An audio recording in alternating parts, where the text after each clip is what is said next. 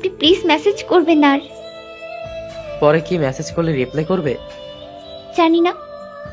আচ্ছা, তাহলে আর বিরক্ত করব না। ভালো থেকো। আর কখনো সিগারেট খেও না প্লিজ। পারলে আমার এই কথাটা রেখো। এখনো চিন্তা করো আমাকে নিয়ে? এই যে তুমি আমাকে স্বার্থপর অমানবিক বললে না, আসলেও কখনো একটু সময় হলে ভেবে দেখো কি স্বার্থপর আর কি অমানবিক। নিজের মনকে সান্ত্বনা দেওয়ার জন্য হয়তো তোমাকে অনেক কথা বলেছে, অথচ দিন শেষে এইটা আমিও জানি, তুমিও জানো যে আমার জন্য এই সুন্দর সম্পর্কটা নষ্ট হয়ে গেছে। আচ্ছা, বাই। মেঘা, আমি জানি আমি হাজার চেষ্টা করেও তোমাকে আর পাবো না। এসব কথা এখন কেন বলছো? পারলে আমাকে মাফ করে দিও প্লিজ। মানুষ ভুল করলেই তার ভুল শুধরানো যায়, কিন্তু অন্যায় করলে তার কি হবে? মেরে ফেলতে পারবে আমাকে? মাহির, কি বলছো এসব পাগলের মতো? প্লিজ মেঘা, আমাকে মেরে ফেলো না, আমি আর পারছি না। বিশ্বাস করো, এইভাবে তিলে তিলে মরার থেকে একেবারে মরে যাওয়া ভালো না, বলো? কেন মিস্টার মাহির চৌধুরী, আপনি তো একাই আছেন, তাও নিজেকে সামলাতে পারছেন না? অথচ আমাকে দেখুন, দিনের পর দিন আমার ইচ্ছার বিরুদ্ধে একটা মানুষ আমাকে ছুঁয়ে দিচ্ছে, আমি সহ্য করছি, তার কথায় চলছি, চাইলেও নিজের ইচ্ছায় কিছু করতে পারছি না। কই, আমার কষ্টটা তো তোমার চোখে লাগছে না? আই এম সরি মেঘা, আমার জন্য তোমার জীবনটা শেষ হয়ে গেল। Sorry Megha, sorry. সরি?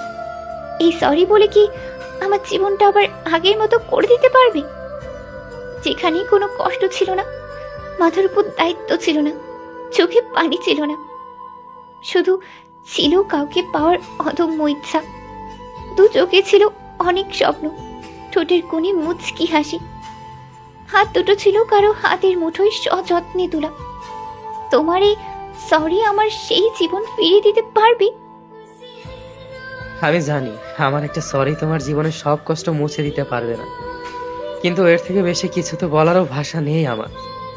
আমি শুধু একটাই কথা বলতে পারি, তোমার এই অবস্থাটার জন্য আমিই দায়ী। এই কথাটা এখন বলছো কেন? যেদিন আমাকে ছেড়ে গিয়েছিলে সেদিন কি এই কথাগুলো মনে পড়েনি? সেদিন আমি বোকা ছিলাম মেঘা, আমি বুঝতে পারিনি যে আমি কি হারাতে চলেছি। আমি ভেবেছিলাম ভালোবাসা মানে শুধু আবেগ, বাস্তবতা নয়। কিন্তু আজ এই শূন্যতা আমাকে গ্রাস করে ফেলেছে। তোমার শূন্যতা আর আমার আমার জীবনের সব স্বপ্নগুলো শূন্য হয়ে গেছে। যে জীবনটা তোমার সাথে করতে চেয়েছিলাম সেটা এখন অন্য কারোর জন্য সাজিয়েছি। আমি জানি তোমার কষ্টটা আমার কষ্টের থেকে অনেক বেশি। আমার নিজের উপর ঘৃণা হচ্ছে। প্লিজ মেঘা, আমাকে ক্ষমা করো। ক্ষমা? ক্ষমা কি করে করবো বলো? আমি তো আর সেই মেঘা নই যে তোমাকে পাগলের মতো ভালোবাসতো। তোমার হাজার ভুল ক্ষমা করে দিতে পারতো হাসি মুখে, সব অন্যায় আবদার মেনে নিত। যে মেয়েটা তোমাকে পাগলের মতো ভালোবাসতো সে তো অনেক আগেই মরে গেছে। এখন এই যে মেয়েটা তোমার সাথে কথা বলছে, সে শুধু এক অস্তিত্বহীন নারী। মেঘা প্লিজ এইভাবে বলো না। কিভাবে বলবো আর? তোমার স্বামী তোমাকে ভালোবাসে তো মেঘা? কথা বলো মেঘা প্লিজ। আর কথা বলে কি হবে? আমি তো একটা কথা জিজ্ঞেস করেছি।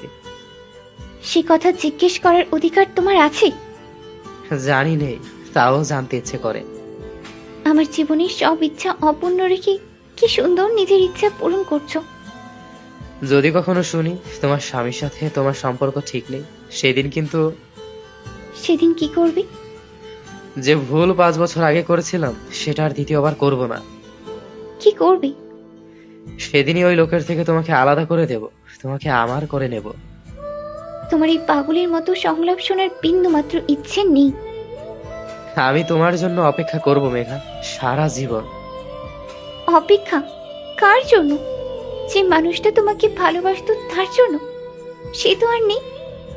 আর যে আছে সে তো তোমার জন্য নয়। আর আমার স্বামী আমাকে ভালোবাসুক আর না বাসুক, এই বিষয়ে কখনো নাক গলাবে না। মানুষ ভুল থেকে শিখে, কিন্তু সে ভুলটা রিপিট করে না। তুমি আমার জন্য কষ্ট পাচ্ছ, আমার ভুল সিদ্ধান্তের জন্য তোমার জীবনটা এমন, কিন্তু যে ভুল আমি করেছি সে ভুল যদি তোমার স্বামী করে তাহলে সেটা তো আমি মেনে নেব না। আচ্ছা, আমি গেলাম। ভালো থেকো। মেঘা, প্লিজ মাহির, ভালো থেকো। বাই। ভালো থেকো আমার না হওয়া ভালোবাসা।